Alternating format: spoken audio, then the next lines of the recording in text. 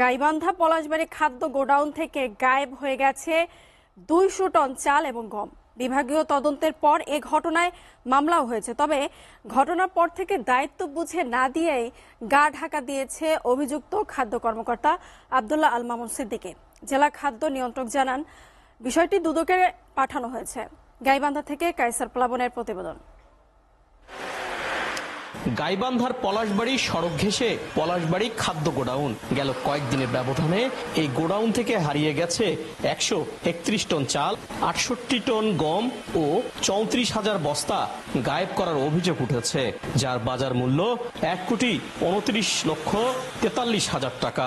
বিষয়টি ঊর্ধ্বতন কর্তৃপক্ষকে জানানো হলে 19 মে ভারপ্রাপ্ত খাদ্য কর্মকর্তা আব্দুল্লাহ মামুন সিদ্দিকীকে বদলি করা হয়। পরে 5 সদস্যের একটি তদন্ত টিম গঠন করা হয়। ঘটনার সত্যতা খুঁজে পাওয়ায় অভিযুক্ত কর্মকর্তার বিরুদ্ধে 4 জুন উপজেলা খাদ্য নিয়ন্ত্রক পলাশবাড়ী থানায় মামলা করেন। সংরক্ষিত এলাকা থেকে খাদ্যশস্য গায়েবের ঘটনায় ক্ষোভ জানান স্থানীয়রা। সরকারি কর্মকর্তা নাই, কিছু নাই। এখানে 400-500 টন গম চাল উধাও বেঁচে কিনে উধাও হয়ে গেছে। সারারা আছে, ওনারাই বুঝতে পারে, ওনারাই সবকিছু ওনারাই জানবে। এটা আমাদের করণের কিছু নেই, আমরা খালি দেখার জন্য আর কি। তবে মামলার পর থেকে অভিযুক্ত কর্মকর্তা কর্মস্থলে যাওয়া বন্ধ করে দিয়েছেন। মামলাটি তদন্তের জন্য দুদকে পাঠানোর কথা জানান জেলা খাদ্য নিয়ন্ত্রক।